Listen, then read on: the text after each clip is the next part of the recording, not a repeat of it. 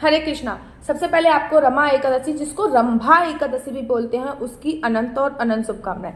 रमा एकादशी, रंभा एकादशी माता लक्ष्मी को समर्पित होती है, माता रानी को समर्पित होती है। इसलिए रमा एकादशी का व्रत कार्तिक के महीने में जो आता है उसकी बहुत बड़ी महिमा कही गई है। अगर आप आर्थिक प्रॉब्लम से गुजर रहे हो तो आपको इस एकादशी का व्रत रखना चाहिए।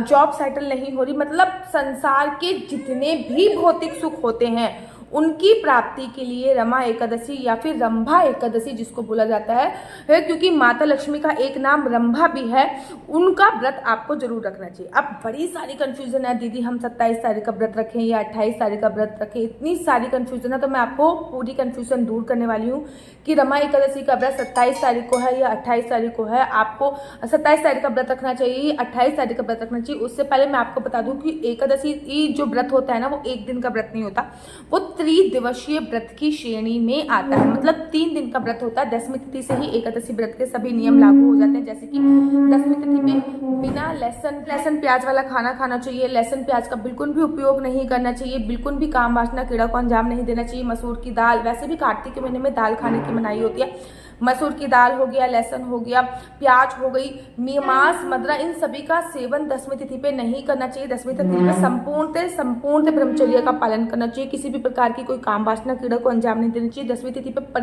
पृथ्वी शयन करना चाहिए और 10वीं तिथि पे आपको भूल कर भी सूर्यास्त के बाद भोजन नहीं करना चाहिए। तो 10वीं तिथि के ये नियम होते हैं और उसके बाद फिर आपको एकादशी तिथि के नियम लागू करने चाहिए, जैसे कि एकादशी तिथि पे सुबह सुबह जल्दी उठना चाहिए, ठीक है ना। एकादशी तिथि में पानी में कुछ ना कुछ डाल के अवश्य स्नान करना चाहिए। किसने कार्तिक स्नान का नियम ले रखा है? अगर आप लोगों ने कार्तिक स्नान का नियम ले रखा तो फिर आप सुबह सुबह पानी में गंगा जल, वैसे ही कार्तिक स्नान करते होगे तो पानी में गंगा जल हो गया, यमुना का जल हो गया, सप्त नदियों में से किसी का भी जल डाल के आपको स्नान करना है।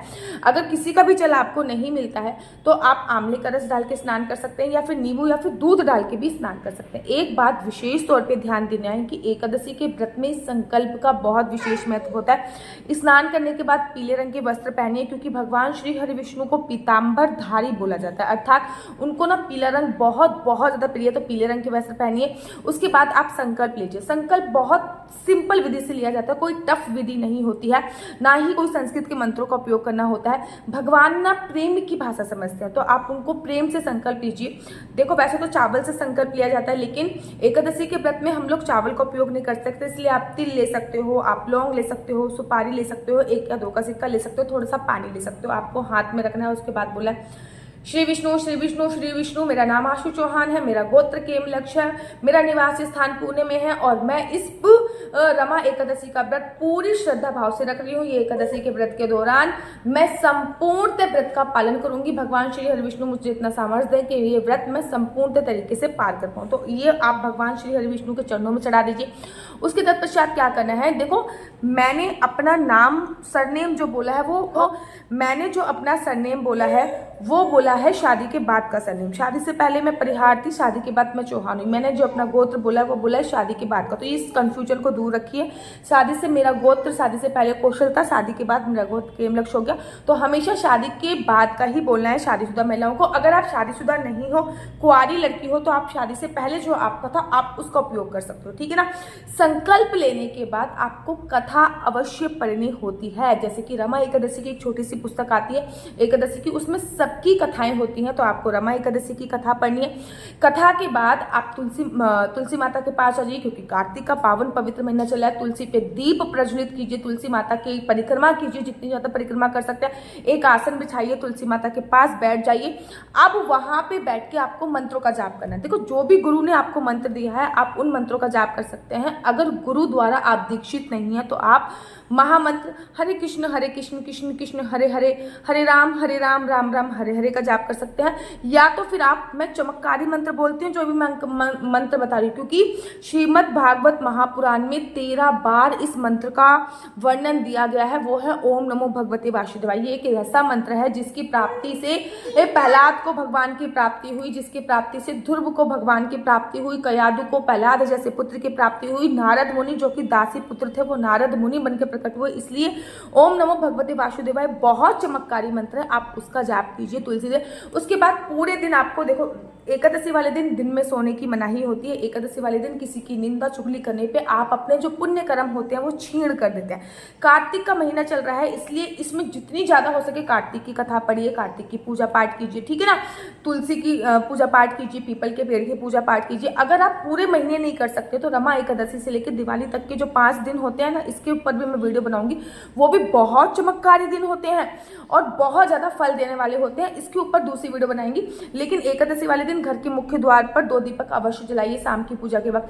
कार्तिक का महीना चल रहा है, जो कि कार्तिक के महीने का जो महीना होता है ना, उसमें सबसे काली रात होती है। तो अगर आप अखंड ज्योत भी नहीं जलाते हो तो कार्तिक के महीने में तो जो एकादशी पड़ती है उसमें तो अखंड ज्योत कृपया करके जलाइए। घर का अखंड ज्योत जलाइए। घर के मुख्य द्वार पे दो ज्योत कम से कम जलाइए। 1 दीप आकाश दीप दान कीजिए, तुलसी पे 1 दीप दान कीजिए। रात को जितने ज्यादा दिए जला सकते हैं, तुलसी के पेड़ पे, केले के पेड़ पे दीपक जला सकते हैं, बट वृक्ष पे दीपक जला सकते हैं, पीपल के पेड़ पे दीपक जला सकते हैं, देवालय में दीपक, जो तो जितने ज्यादा आप दीपक प्रज्वलित कर सकते हैं ना, उतने ज्यादा दीपक प्रज्वलित कीजिए। फिर अगले दिन सुबह सुबह द्वादशी तिथि पे व्रत का पारण बड़ी धूमधाम से कीजिए। एक बात याद रखिए, रमा एकादशी के बाद गोवस्त द्वादशी आती है, जो कि अपने आप में बहुत विशेष महत्वपूर्ण होती है। और मैं तो हमेशा कहती हूँ भैया, रमा एकादशी का व्रत रखने से, व्रत रखो मैं ये नहीं कहती, लेकिन उसके बाद जो गोवस्त द्वादशी आती है, ऐसे कहते हैं भगवान श्री कृष्ण ने उसी दिन गैया चराई थी, तो उस दिन का जो व्रत होता है ना वो बहुत गोवस्त द्वादशी आती है, उस पर कहते हैं भगवान श्री कृष्ण जी ने प्रथम बार गैया चराई थी। और इसका ना बहुत विशेष महत्व होता है। मतलब इस दिन अगर हम गौशाला में 1 दीप दान कर देते हैं ना, तो आपको इतने अनंत गुना फलों की प्राप्ति मिलती है, इतनी अनंत गुना फलों की प्राप्ति मिलती है कि मैं आपको बता ही नहीं सकती। तो सबसे पहले मैं आपको ना एकादशी का टाइम बता देती हूँ कि एकादशी तिथि कब है, क्योंकि मैंने आज ही पंचांग खोला। फिर पंचांग खोलने के बाद मैंने सबसे पहले एकादशी तिथि नोट करी कि एकादशी तिथि कब से पड़ रही है, एकादशी तिथि के व्रत के नियम क्या क्या है, एकादशी तिथि के व्रत के नियम आपको क्या क्या फॉलो करने चाहिए, सबसे पहले वो बताती हूँ। एक बार याद रखिए कि एकादशी तिथि का जो प्रारंभ हो रहा है वो 27 अक्टूबर को रविवार को सुबह सुबह 5:25 पे हो रहा है। मतलब 27 अक्टूबर को सुबह सुबह 5:25 पे हो रहा है। और एकादशी तिथि का जो विश्राम हो रहा है वो 28 अक्टूबर को सुबह सुबह 7:51 पे हो रहा है। मोटा मैं आपसे कहूँ कि 27 तारीख को 5:30 बजे से एकादशी प्रारंभ हो रही है और 28 तारीख को 8 बजे एकादशी विश्राम होगी। और जब भी मैं कहती हूँ कि 2 दिन की एकादशी पड़े तो आपको अगले दिन की एकादशी जरूर रखनी चाहिए। एक बात का विशेष तौर पे आप ध्यान रखिए, अगर आप, वैसे तो देखो, अगर आप केवल इसीलिए एकादशी व्रत देखते हो कि आपको चावल कौन से दिन नहीं खाने, तो चावल आपको 27 तारीख को नहीं खाने। लेकिन अगर मेरी मानोगे तो व्रत कौन से दिन रखना है, व्रत आपको 28 तारीख को रखना है, क्योंकि 28 तारीख को गोवस्त द्वादशी है, जिसको महाद्वादशी की श्रेणी में रखते हैं। सूर्योदय के साथ आपको एकादशी तिथि भी मिल रही है, तो आप एकादशी का तिथि का जो व्रत रखोगे वो 28 तारीख को रखोगे। लेकिन हाँ, चावल किस दिन नहीं खाने हैं, चावल का त्याग किस दिन करना है, अगर इसके ऊपर अगर आप रखते हो तो आप 27 तारीख को रख सकते हो। बेसिकली एकादशी का जो व्रत रखा जाएगा वो 28 तारीख को रखा जाएगा, लेकिन बहुत सारे मंदिरों में 27 को भी रखा जाएगा। लेकिन मैं विशेष तौर पर आपको बोलूंगी कि आपको 28 तारीख का व्रत रखिए, क्योंकि 28 तारीख को आपको सुबह सुबह सूर्योदय के साथ एकादशी तिथि मिल रही है। और साथ ही के साथ 28 तारीख को आपको गोवस्त द्वादशी का भी व्रत रखने का पुण्य प्राप्त हो रहा है। तो एक द्वादशी तिथि जो प्रारंभ हो रही है वो सुबह सुबह सोमवार को 8 बजे के आसपास से प्रारंभ हो रही है और 29 अक्टूबर को 10:30 बजे के आसपास विश्राम हो जाएगी। एक बात याद रखिए, अगर आप 28 तारीख को व्रत रखते हो तो आपको इस टाइम पे ना बड़े सारे लोग पूजा अर्चना बंदना करेंगे। 7:30 बजे से लेकर 9 बजे तक के जो टाइम है, इस टाइम पे बहुत सारे लोग पूजा अर्चना बंदना करेंगे। लेकिन इस टाइम पे राहु काल है, इस टाइम पे भूल कर भी पूजा नहीं करना। या तो आप 7:30 बजे से पहले पूजा कीजिए, नहीं तो आप 9 बजे के बाद पूजा कीजिए। लेकिन जो ये राहु काल का समय है ना, मैंने नोट कर लिया, राहु काल के समय पे भूल कर भी पूजा नहीं करनी है। गोवस्त द्वादशी का जो व्रत होता है, मतलब एकादशी का व्रत रखोगे तो आपको गोवस्त द्वादशी का व्रत ऑटोमेटिकली मिल जाएगा। तो सुबह तो आप पूजा कीजिए एकादशी की, लेकिन शाम को आपको गोवस्त द्वादशी की पूजा अर्चना वंदना करनी है। और गोवस्त द्वादशी की पूजा का जो समय होता है ना, वो गोधूली वेला में होता है, जब शाम को गैया चराने का समय होता है ना। इसमें आपकी पूजा विशेष कैसी होगी, इस पर मैं डिटेल में वीडियो बनाऊंगी। लेकिन ये जो शाम का समय है ना, ये 5:30 बजे से लेकर 6 बजे तक का जो समय है वो आप पूजा अर्चना वंदना अवश्य कीजिए। गौशाला में जाके एक दीपक जरूर चलाइए। आप कुछ ना कुछ खाने को अवश्य दीजिए, गुड़ जरूर दीजिए, चारा जरूर खिलाइए। गौ माता को अपने एक आलू लीजिए, आलू को काटिए, उसमें थोड़ी सी हल्दी लगाइए, वो गौ माता को जरूर और जरूर खाने को दीजिए। तो एकादशी का जो व्रत आपको रखना है वो 28 तारीख को रखना है।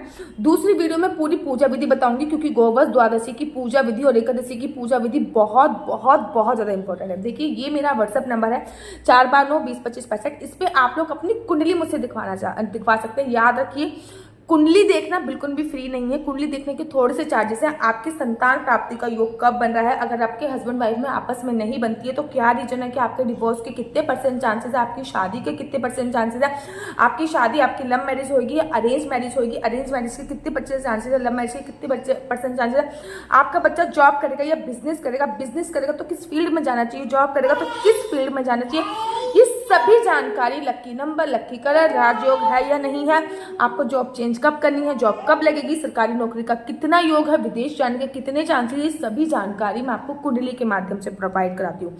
याद रखिए कुंडली देखना बिल्कुल भी फ्री नहीं है। कुंडली देखने के थोड़े से चार्जेस हैं। अगर आप लोग अपनी कुंडली दिखवाना चाहते हैं तो मेरा नंबर है 4292202565, नीचे भी आ रहा है। इस नंबर पे आप मुझे मैसेज कर सकते हैं।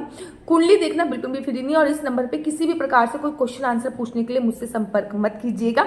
आशा करती हूँ आपको मेरी वीडियो अच्छी लगती होगी। अगर आपको मेरी वीडियो अच्छी लगती है तो आप अपना यूट्यूब चैनल हरि बोल को लाइक शेयर सब्सक्राइब करना बिल्कुल भी मत भूलिए। तब तक के लिए मुझे दीजिए इजाजत। राधे राधे, हरे कृष्णा।